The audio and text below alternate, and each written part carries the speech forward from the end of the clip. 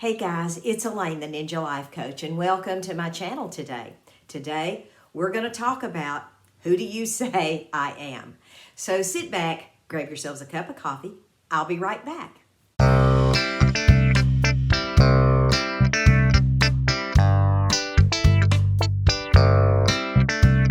Hey everybody, I'm back, and today I'm wearing the 14-inch Ambrose in Tahitian Sunset by Hair Kitty Kitty, in case you all were wondering.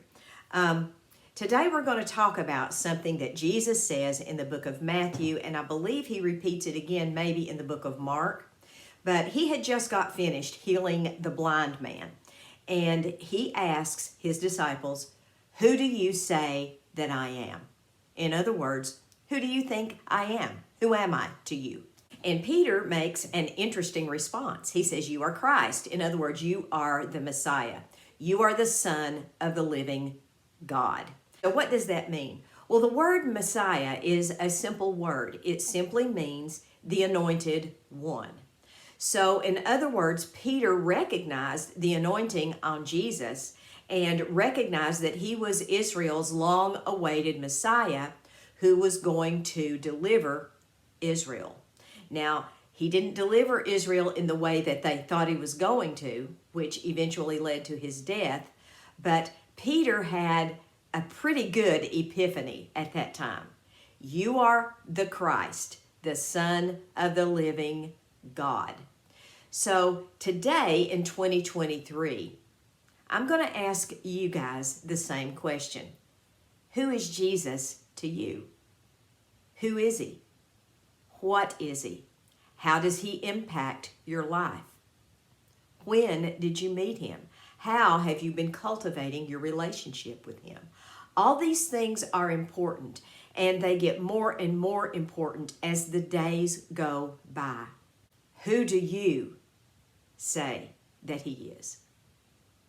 Now, ultimately, what we say and who we say and how and when we say God is depending upon what his word says.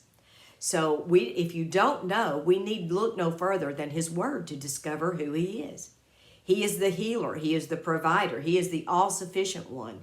He is the righteous one. He is the just one, the kind one, the meek one. He is that one, always. He is the one who never leaves us nor forsakes us. And if you have ever been without or felt alone, and you have looked to Jesus for comfort, then you understand the strength and the joy that he gives us in time of need. And if you have lived your life without that, drop me an email and I'll be happy to share my testimony with you. I think the words of Jesus here are extremely important. Who do you say that I am? What have I become in your life? What does that mean to you? Sometimes in our life, Jesus reveals himself in many, many different ways. And one day he can be the provider. One day he can be the healer. One day he can be the righteous. One day he can be the sufficiency. Many, many facets of the same God. But there should be times in our lives when we can look back and say, okay, in this time in my life, God was the one who did fill in the blank. At this time in my life, God was the one who did this. I know from my own testimony, I can look back and make a definite marker at the times that God has restored my joy. So there have been times in my life when God was the joyful one, the one who gave me a merry heart, the one who helped me overcome my grief. That's what he has been to me for the last almost 9 years of my life. You know, sometimes we widows have to have a little help on our journey. And it's like I said in one of my other videos, if it's a crutch, so what? I don't care. God helps me get through the day. Jesus is my comforter, my healer, my provider, and he has been that many, many times in my life. And I don't care if I'm using it as a crutch or not. It doesn't matter to me. We all have a crutch. that we use at times.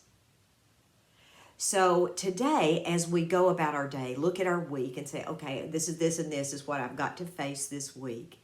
Ask yourself, who do I say that he is? Who is he to me? Make it personal. It's got to be personal. God is just not someone who sits up in the sky and is waiting for a hammer to whack you on the head when you do something wrong. No, he's not like that. He wants to develop that personal relationship with us. He wants that intimacy with us.